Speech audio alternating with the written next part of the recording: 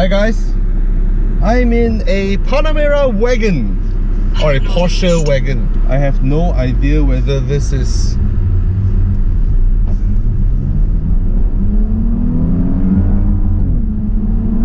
okay, I don't think this is the S. This feels like the usual Panamera.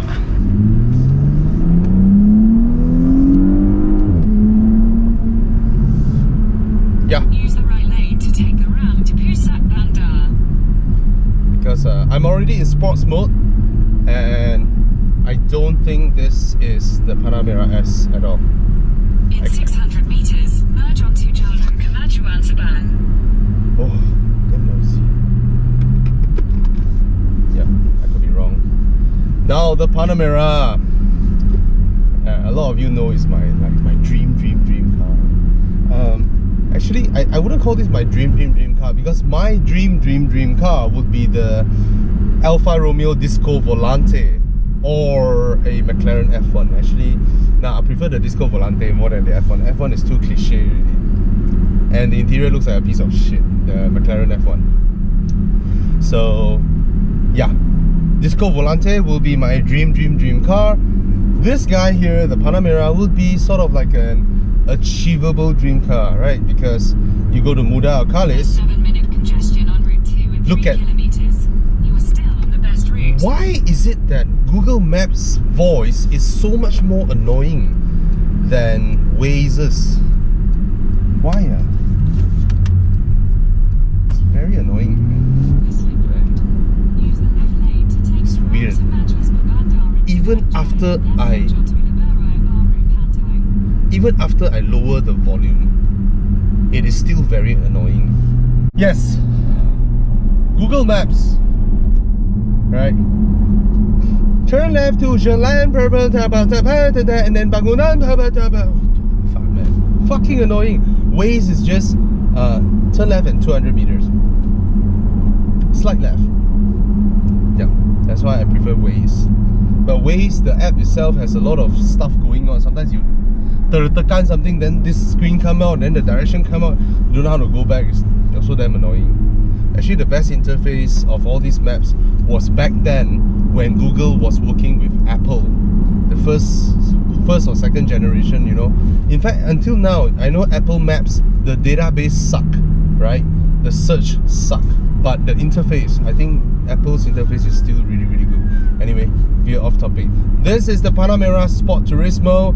This is a wagon Panamera, and it is the only Panamera where by right you should potentially be able to seat 4+1 person, but this one that I am test driving today has the full rear center console, so this is still a 4-seater Panamera. Okay. Is this car fast? Yes. Is it Porsche fast? Nope. For a modern luxury sedan, right, I don't think anybody does it in terms of handling. In terms of handling, nobody does it as well as Porsche, to be honest. The steering feel, the accuracy of it, and the way the body control, all these things, Porsche is just top notch. Of course, we expect them to do so. Right. This car somehow it just lacks that final little bit of explosion. I think I'm on the sportiest settings already. I don't know whether it's tuned that way or how. It's just every single time in this new generation of Panamera or Cayenne, right? Every single time I am put behind the wheel of this 3-liter V6, it just pulls my face down. Seriously, because Mercedes has a 3-liter 43 engine, brilliant engine. Audi has a 3-liter supercharged or turbocharged, brilliant. The turbo is actually the same as this one, even though they would not admit it. But BMW 3-liter turbo sings, the engine sings. Is it very fast? No, but it sings. This one just...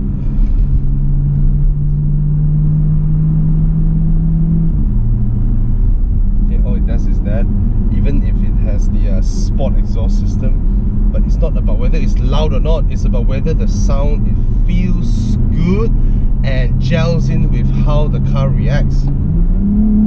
See?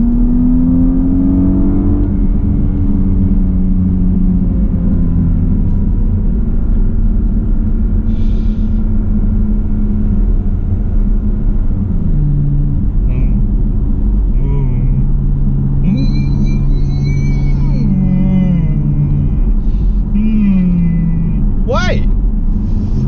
That's how this car sounds, you know. Sounds and feel, yeah.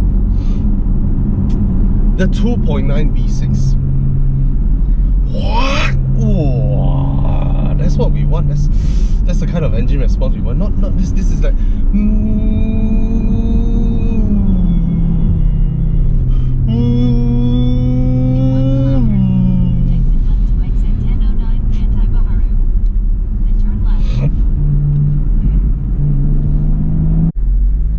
Still forgiven. This car drives so well. The size of the steering, the girth of it, the seating position, the outward visibility, the rear visibility, the side visibility, everything feels so nice. And the transmission, everything is just perfect. It's just this engine is fast, it's doing what it's supposed to do.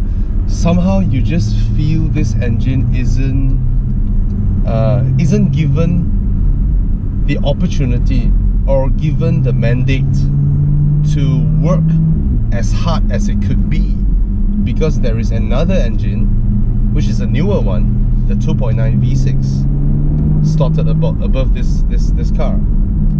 Now the thing is this, I do believe Porsche should seriously look into this and just up the game, alright? Let someone who buys a base Panamera enjoy 400 horsepower, alright?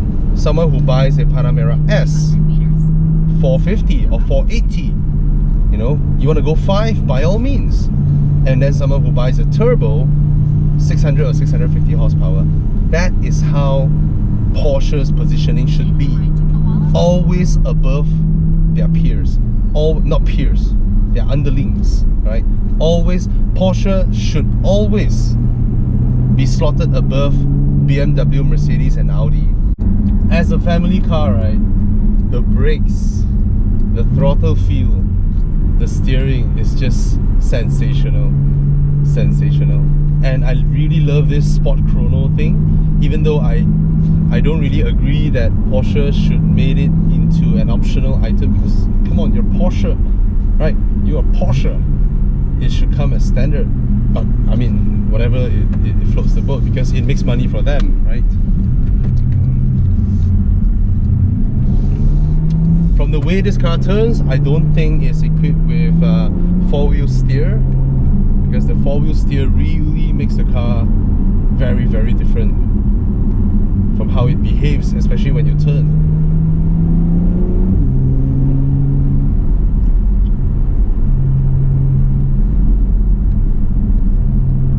Very nice.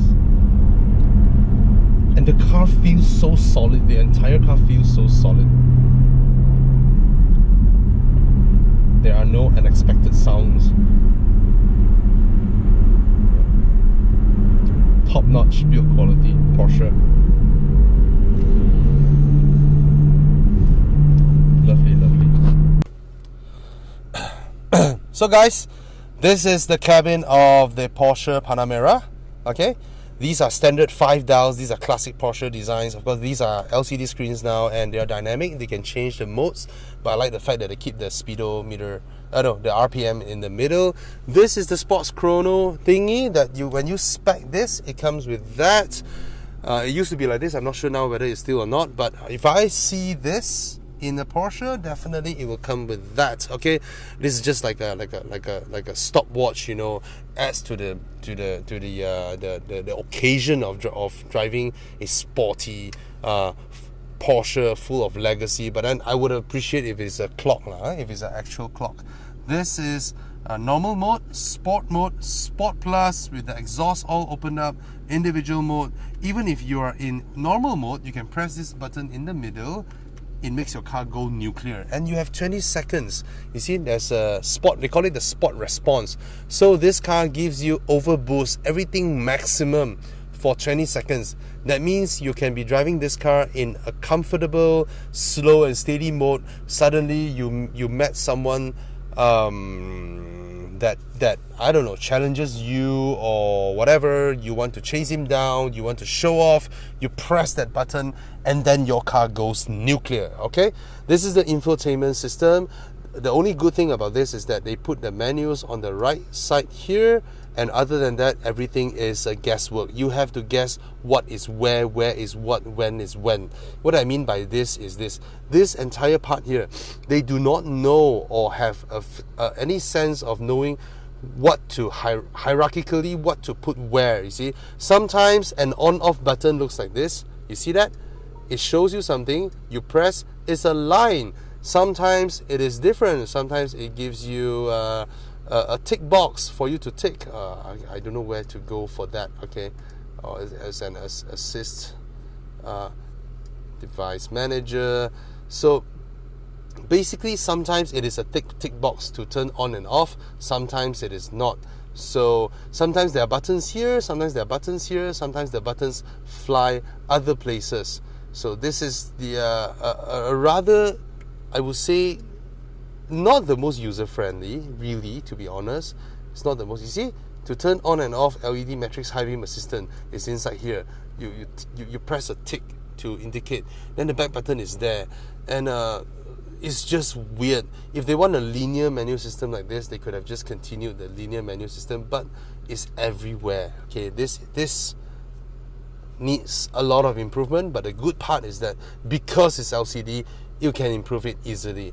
Now, for those of you who who's the first time watching my videos on a Porsche or a new Porsche Panamera, you know that when I went for the media drive, okay, the electromechanical aircon vents, I explained the logic behind it, right? They want something that is, you know, that gives you an interaction with the touchscreen. Okay, so that is something that they can do using the touchscreen like this, the climate, and then the center vent, using this to actually control the electromechanically control air vents. Okay, so that is what they did with this. All right. Now, when I went to the Cayenne launch, global launch test drive in Greece, I asked the engineer, why isn't this thing in the Cayenne? So he said that there are a lot of customers that complain about this thing in the Panamera, so they decided to take it out in the Cayenne. But I told him, did you know that actually you can add one button here, one line of code, one button, and you legitimize this execution? He was like, what was that? You put a button here, auto oscillate. If there is an auto oscillate function, you automatically make the aircon vent swirl like that in its own motion, left or right, up and down, you know, to circle the air around the cabin. You totally legitimize why you use an electromechanically controlled aircon vent that is controlled via the touchscreen. And then the Porsche engineer is like, wow, I never thought of that. Our team never thought of that. So I hope that feedback goes back. Maybe they can update the software. I don't know. Alright. So in terms of options, everything is here. Does this car have all the lane departure, Tinga, Majinga, all those? I don't really think so, because I don't see the icons, the buttons. I could be wrong. Alright. But normally Porsches are not that heavy in all these crazy safety systems. Now the cup holders. Look at the cup holders here. You press this, it bounces up, and then now it's a helipad. Okay, then you press it down to be a cup holder. It looks very fancy. It looks very well engineered, but I can just say that this is over engineered. You know, Germans at their best, over engineered. Why? You press this down, it's a cup holder. There's a button here to lift it up. Very nice. These are all the rails that run this helipad here, and these are all, you know, you press this to release it. It looks very cool, very awesome. But what if you spill Milo? If you spill Milo inside here, your Milo is going to be part of your Porsche forever and ever and ever. And when you're doing this, you block off this. I mean, this could have been a nice armrest where underneath you have two simple holders for your cups. And then you can do your USB ports and all that stuff, but this is just a bit over-engineered for the sake of over-engineering things, like how Germans sometimes do, okay? The best steering in the business, no argument about it. Material-wise, this feels very, very plastic. Okay, this feels very plastic, but it's damn nice, well done, beautiful, nice to hold, nice to steer. Porsche makes the best steering. Okay, in the electromechanically, electric steering era, Porsche makes the best steering, bar none. Okay, everybody else just comes second fiddle. Here is a glove box, nothing much, covered in felt, nothing here anymore. Remember back then the Panamera has a panel you open and then you fold the cup holders out. Pretty cool. Now it's no longer there. All right, door panels. Everything is perfect. It is perfectly executed. As I said, this is the perfect door panel with a handle over here where you can slot your palms in, rest your forearm here, because that is the most comfortable way when you are churning miles on the highway. When they mold this angle, what this means is you can put a large bottle. If they mold it in a straight angle, you cannot put large bottles. So when you see this, you know the car maker thought of it. But large bottles here. This is leather, this is plastic. I will not spec my car with the same color for leather and plastic. I will always spec my car with a different color leather versus plastics. Okay? No point making leathers look like plastic. Alright, let's go to the rear seat. This car comes with what we call vacuum doors, but of course now they don't use vacuum technology anymore. It's just motorized and then it presses in. Alright? You have, why did I switch off the car? There is a blind over here. This thing will pop open and the blind will go up automatically. Not automatically, but mechanically. Anyway, this is adjustable. There's a coat hanger here. This aircon vent is on the B-pillar. Perfect, but I wish it could have been slightly taller or higher up here. And then here is the rear console. Now, the Sport Turismo. The Sport Turismo was created because the Panamera is strictly 4-seater. The Sport Turismo actually has the option to go 5-seater, okay? Which 5-seater, that's not the correct term. It should be 4+1 because no cars are actually 5-seaters because the middle seat is always a +1, an emergency seat, okay? But this one, it is spec in 4-seater configuration, so that means you can put some console over here.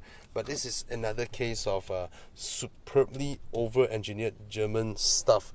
Let me show you this. First of all, the two doors, they are hinged together with a gear at the back. So when you open this, that other one opens as well. So there's a gear that actually connects the two of them, okay, synchronizing their action. After you open, you're like, wow, what is this? Spaceship launcher again? You could have put two cup holders here, USB 12 volt, then you're done. No! What they do is, they have this. Oh, it raised up like, what? An inch? No, half an inch. And then this is an ashtray for you to smoke. This is your cigarette lighter. This is USB port. And this is one single cup holder. I've never seen something that is so overly engineered for so little function. Okay, but I like it. I like cars that do that. I like car engineers that does that. This is a press. The USB ports could have been placed here. It's better because this is a strict 4-seater. So why do you hide the USB ports down there? I mean, you could have put here. It's comfortable, you know. Either way, it works. All right. So yeah, that's the rear seats. Very sporty rear seat. In terms of room, I have a plenty, to be honest. I have a palm of headroom. I'm 5'11", and then if you look at my knee room, there is a lot of knee room as well.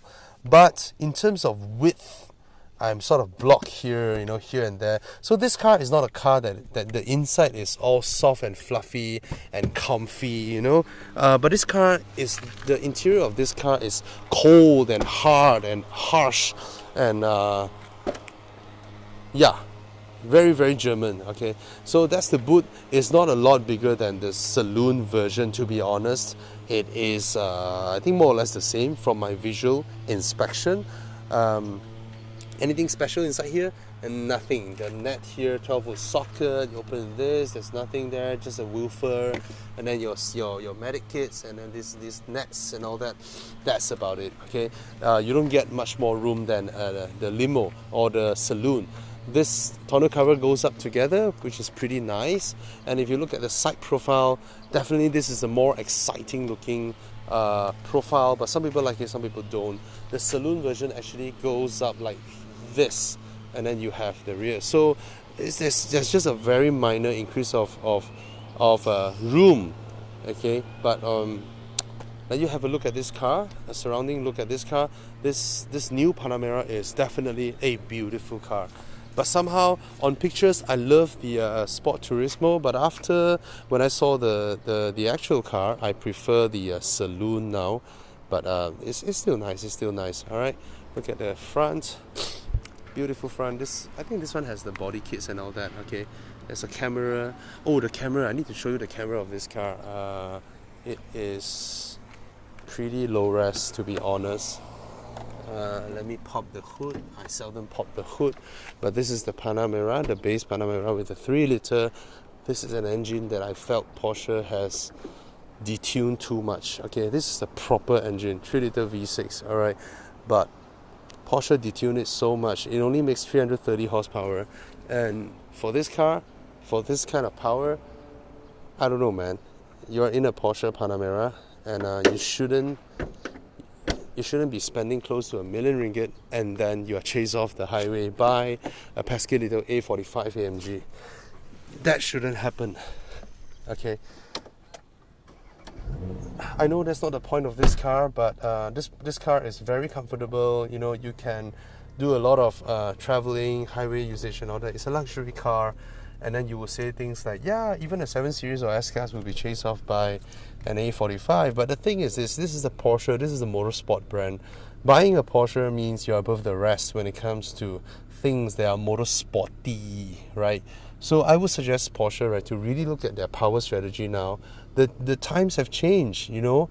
Times have really changed. Even a CR-V produces 190 horsepower. So your Porsche Panamera, your 3-liter V6 should come with 400 horsepower, and the S should come with 450 or 480, and then so on and so forth. Alright, now the reverse camera. Let me go to reverse. Look at that.